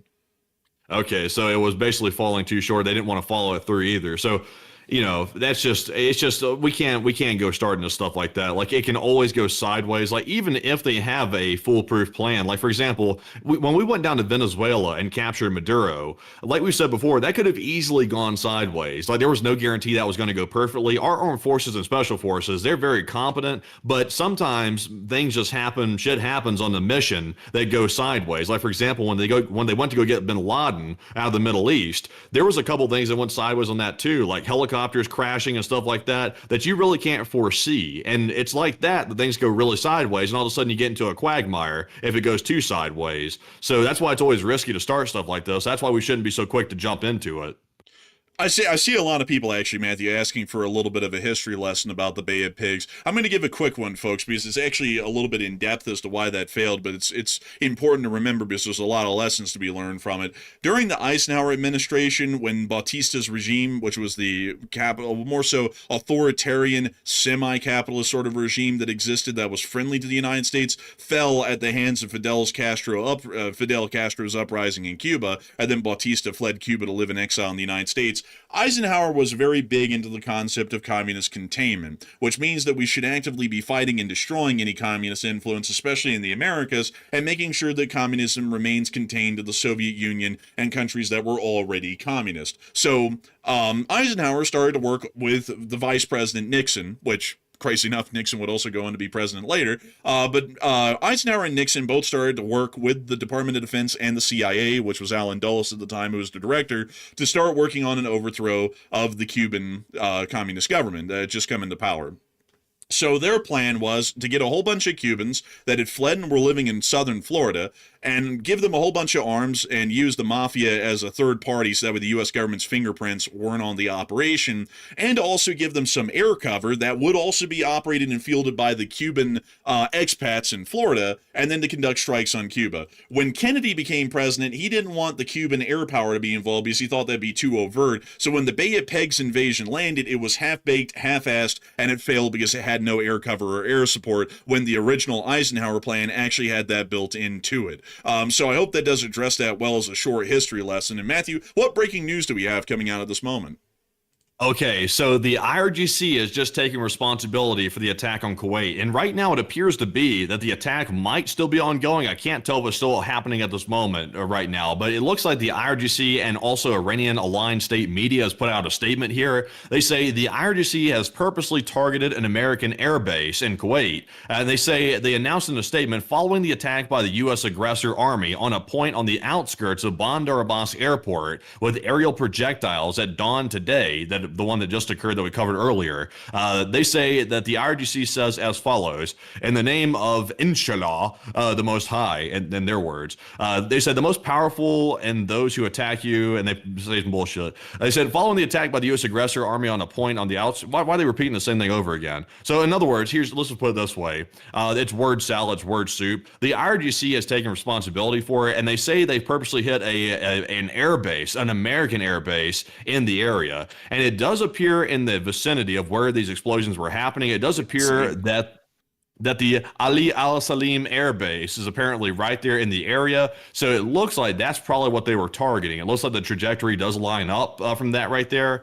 So, Enforcer, what can you make of that? That's definitely why we saw the air defenses over at Al Jafra, because if it's in Al Jafra to the west, Ali Al Salim Inshallah is also over here as well. So that's definitely what they were trying to target. We don't know if the attack made it through. I would assume that it didn't. Well, you never know, but I would assume that it didn't. But it is showing that the Iranians have conducted a response. This is one of the first ones I think we've seen this against a U.S. base for a while now during the ceasefire. We have seen this before, but it does appear quite clear at this point that the Islamic Republic of Iran has conducted a retaliatory strike, and we're now seeing that the airspace is closed and around Kuwait and also southern Iraq as well at this point. But it looks to be a very limited response at this point. We're not seeing any other larger strikes from Iran at the moment. So it looks to have maybe been a saving face counterstrike just to make sure that they don't look like they're doing nothing. Yeah, maybe so. So that's a U.S. air base that was attacked. So the U.S. has officially been attacked. The U.S. has attacked Iran. So by any definition of all of us sane people out there that still have our sanity intact, the ceasefire is officially technically over. It was already over before, by the way, technically, but this makes it impossible to argue that the ceasefire is still on. If this is considered a ceasefire, then people are insane that are saying that. So the ceasefire is officially over. At this point, the U.S. can either respond to the aggression that Iran's now conducting, or we can look extremely weak and keep sitting back and running our mouths like, mindless idiots, acting like we're going to keep negotiating with a terrorist regime. So this is the moment that will define this administration. I'm not trying to be political with that, but this will define it. Are they going to be, steadfast and strong against our enemy, or are they going to try to back down and be basically a cowardly bully in the face of a country that's attacking our men and women that are serving? Cowardly bully, 100%. You're going to hear it in a little bit, folks. It's going to come out in probably the next few hours that this does not break the ceasefire and the attack was mostly peaceful.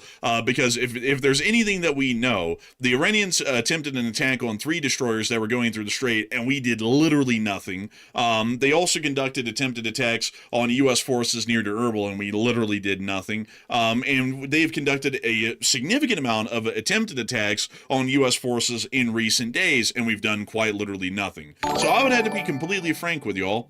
We're not going to be seeing them do a damn thing to this. They're going to announce, because we've seen this before, that the attack was mostly a face-saving operation and therefore a mostly peaceful attack. And so for that reason, it doesn't require a U.S. response, and the ceasefire is still in effect. I will put money on it. That's what they're about to come out and say. I don't know. Like, I'm kind of on the fence about it. Like, that would seem to line up with what they've done previously. Yo, hey, love the name, man. Love the name. It's Leela and Smoking Crack. It's the name of the person that just followed. Yo, great name, man. That gave me a good laugh. I appreciate that. Great name. Oh, that was a great one. Definitely appreciate the follow, y'all. Definitely appreciate all the follows that y'all have done tonight. That makes 6 tonight, just on Kick. Let's go, Kick. We stomping over there, man. We're kicking it up.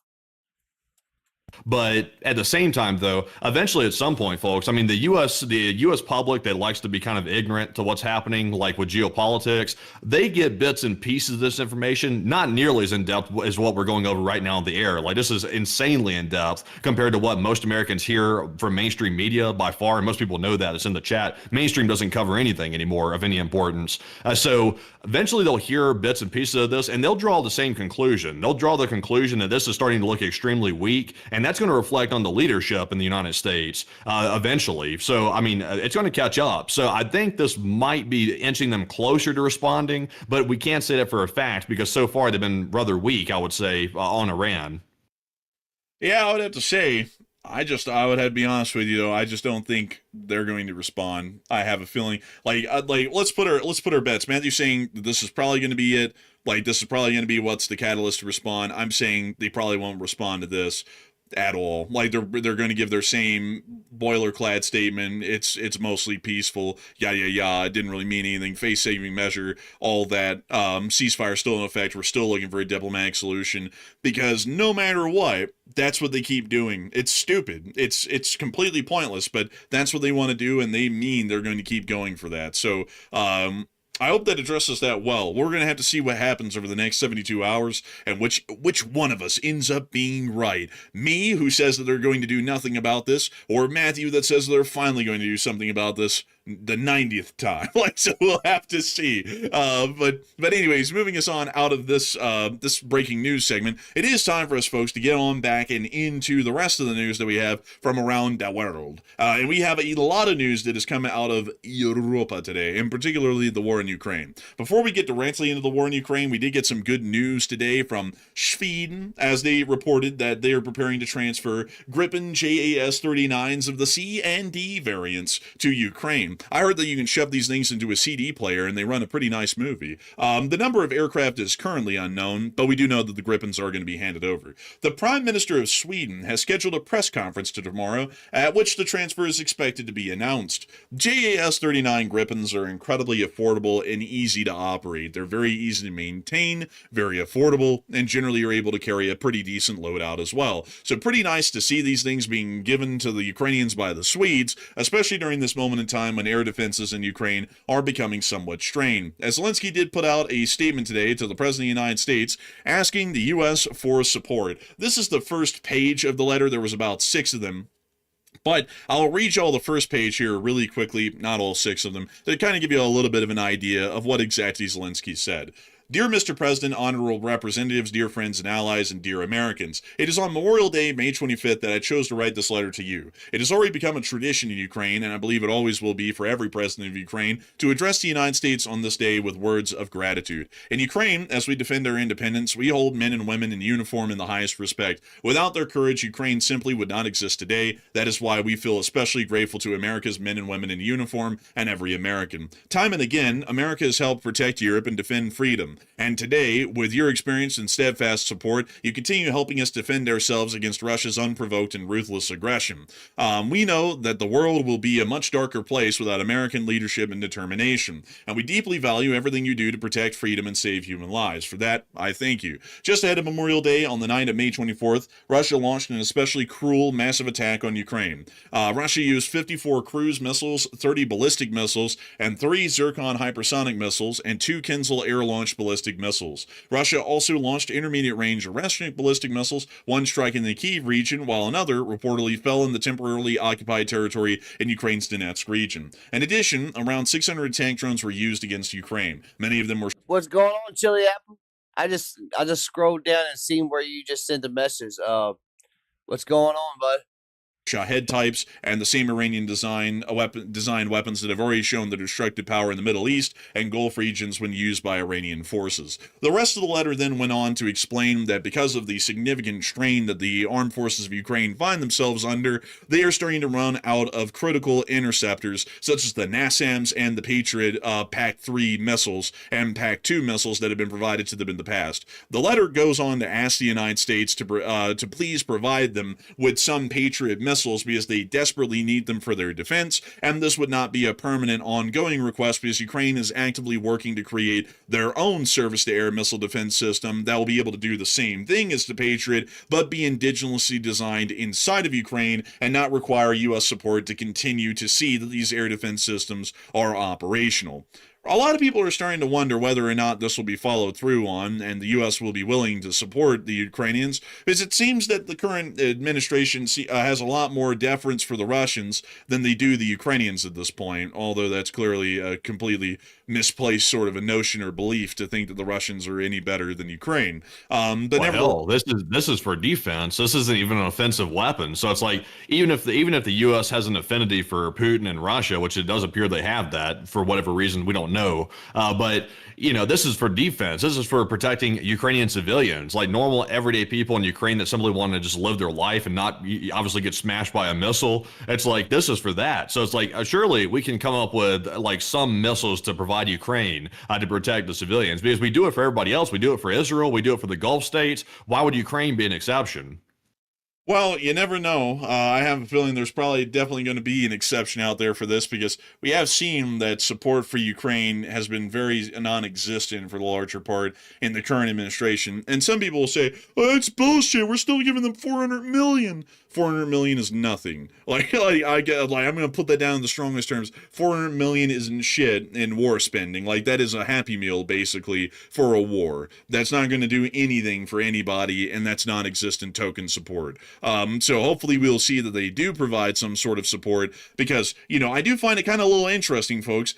Some countries in the Middle East can get an endless amount of support from the United States, basically free of charge. But the Ukrainians that are actually doing us a humongous service in fighting a conventional regional power directly head on, and we find it hard to even give them an inkling of support. I find that to be somewhat odd, I would have to say. A little bit questionable to me. And I would have to say that if we didn't give them this kind of support, why aren't we, and what kind of loyalties may possibly exist in some elements of the government to not provide Ukraine, which is doing an incredibly good service for us in Europe right now, the kind of air defenses they need to continue on their fight against the Russians as effectively as they can. But moving us on out of that, we've also been able to hear, additionally, that Russia, according to Zelensky, will intensify mobilization, and in addition, the political leadership of Russia has set the task of increasing the occupation contingent, and we were talking about at least tens of thousands more. Tens of thousands more sounds like a great deal, but with how the Ukrainians are chewing through them, tens of thousands more will only last the Russians about another month, and then they'll be back to square one where they're at right now. So I would have to tell y'all, like, the mobilization looks to be bringing in some numbers according to the Ukrainians, but it's not going to be anything that really helps out the Russians a whole load. On top of that, materially, the Russians are just spent beyond belief at this point. If you can even get tens of thousands more Russians, like, say, 40 or 50,000, which is about a month and a half worth of casualties in the war right now for Russia on average, you can't even really equip them with anything anymore. You might be able to find some rifles for them, but beyond that, they're short on everything else, and it's not really looking good for the Russian strategic position any longer, so mobilization can only go so far before it becomes pointless. We've also been hearing now that the Ukrainians are believing that, and also the Institute for the Study of War is now assessing, that the involvement of Belarus in the conflict is probably not going to end up being overt. So it looks like there might be enough of a threat at this point that the Ukrainians have made that the Belarusians now backing off of direct ground action starting on their territory. Apparently, the Russians are going to start using Belarus as a drone launching base, if anything, to be able to try and launch new drone attacks from a different vector that Ukrainian air defenses generally aren't directed towards. So that appears to be what the Belarusians might be allowing the Russians to use their territory for in the future, and that also is giving us a pretty decent understanding at this point that the Belarusians must have gotten scared enough that they're starting to back off, and we're not seeing that they're willing to allow an offensive to be conducted from their territory on the ground, or that they're willing to enter the war directly and try and conduct their own offensive on the ground somewhere, somehow. We've also been able to hear, additionally, moving us on out of this area and actually moving us out of sequence, to get to the major news that we've heard of today in southern Ukraine.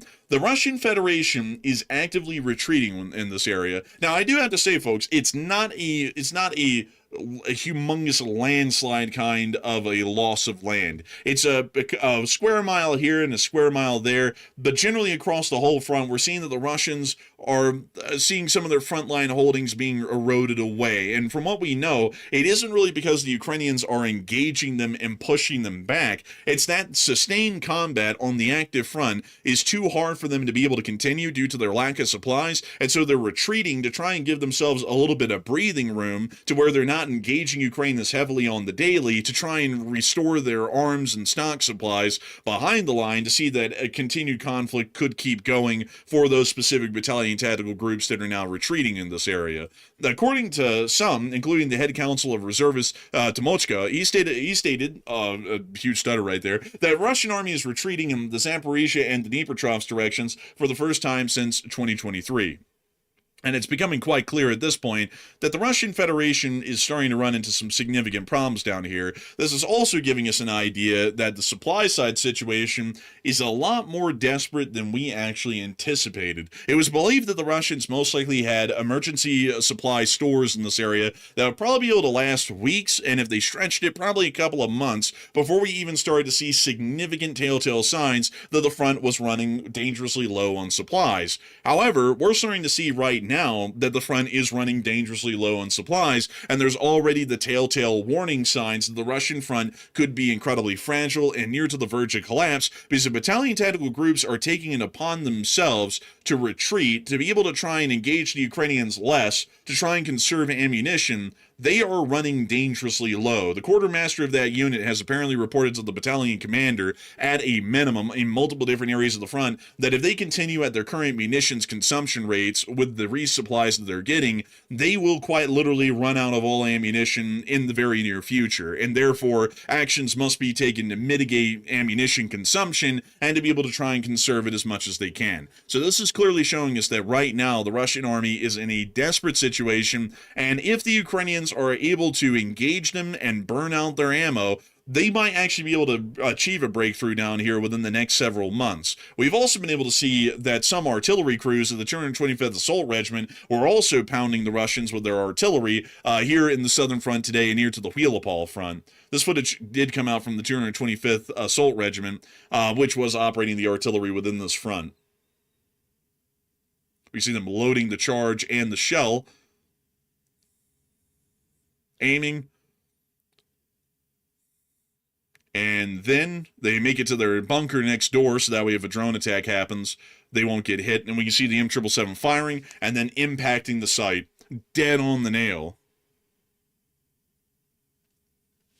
But that's the end of that clip, but still showing us a little bit of the artillery work of the 225th Assault Regiment. In the meantime, a lot of people are talking about this frontline tremor that we've seen today, where a decent amount of units are starting to lose a little bit of ground. Not a whole lot, I want to make that clear. It's not humongous losses. It's little losses, though, that are giving us a sign across the whole front. And Matthew, what are people making of that right now, and what are you thinking about that as well?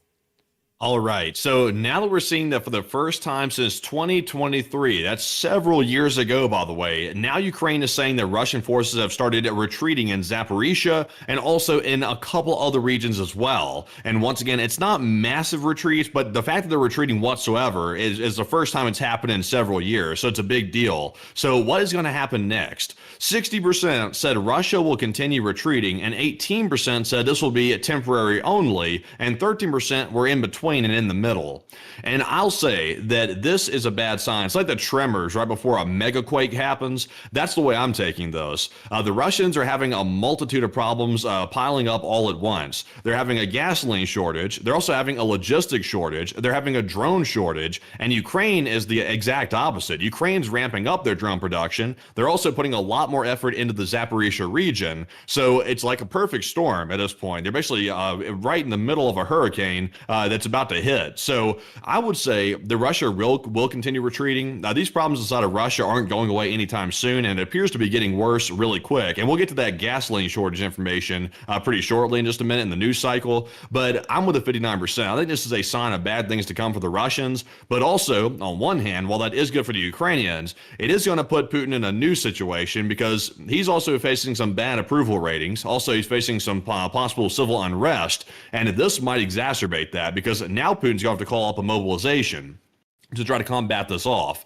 So yeah, I think this might push Putin to do something crazy, which what I mean by crazy is it could mean that they start launching those drone attacks that the ISW is warning about from Belarusian territory, because we have heard that Zelensky's warning about that as well. So they all can't be lying. I mean, the ISW, Zelensky, the Ukrainian intelligence, they're all saying the same thing, so there's got to be some truth to it. But Enforcer, what say you? I have a feeling that the Russians in their current situation are going to see that this front will inevitably collapse. We don't know how bad that collapse is actually going to become once it happens, but they're definitely going to be losing a lot of ground in this area, probably several hundred kilometers at a minimum, once this Ukrainian counteroffensive is underway, or once the Russians just run out of ammo to where they cannot put up any effective resistance. All of the elements within this front that would be needed to see a collapse of that type are here. There's no ammunition getting to the front. There's hardly any food or water getting to the front. There's no fuel anymore in the entirety of the southern direction to be able to support logistic maneuvers or armed maneuvers by Russian units to be able to keep their tactical edge against the Ukrainians on the actual battlefield if they needed to. None of that exists, and it leaves an army in an incredibly weak position. The troops are still there, and they still have some ammo, but if the Ukrainians engage them and they had to get into an extended firefight, they're going to burn through ammo that they don't even have to replace anymore on that front, so they're going to run out. Ukraine, on the other hand, from what we know, is not in that kind of supply situation, so they would be able to keep the firefight going longer than the Russians could, and once you run out of ammo on the battlefield, you're a sitting duck. There's nothing you can do. The Ukrainians are still going to be laying you low with their own gunfire, and you basically have two options. You can either sit there and die, or you can give up and surrender, or there's a third option. You can try and retreat if that's possible. Regardless, though, this front is going to be collapsing at some point here in the future if nothing changes, and there is nothing that can change. Russia doesn't have enough anti-drone nets to lay out on every single road in this area, so there's no way to protect all of these supply trucks in the rear line. So the Ukrainians have created what we would call a checkmate in this area. There's really no way for Russia to counter what they're doing to them right now. and it's going to create catastrophic results for the Russians here in the near future. But we actually have more breaking news coming out right now. So what do we got? Okay, so believe it or not, we've actually just gotten a video alleging to be from the area of Bandar Abbas that was struck apparently multiple hours ago by the U.S. forces. It's purporting to show that. So let's take a look at the video. Also, by the way, the attack on Kuwait might still be ongoing. It looks like a plane is now turned around and been redirected away from Kuwait. So it could be an ongoing attack that Iran's conducting. We just don't have any more details on it, but it looks like flights are being redirected. So let's take a look, though, because let's see if this is true. This video right here is allegedly showing the U.S. strikes, but let's take a look.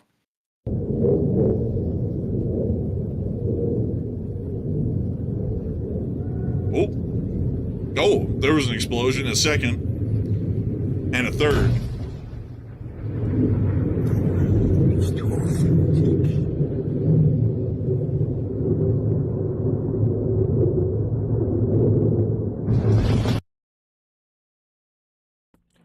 And that strike's coming in. We will be keeping y'all up to date about what's going on with this situation. That is all the news that we have for y'all tonight. Make sure y'all stay in tune for tomorrow when we actually come on air. And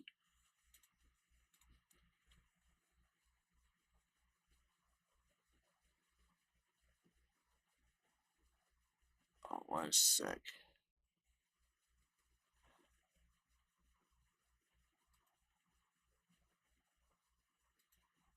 Yeah.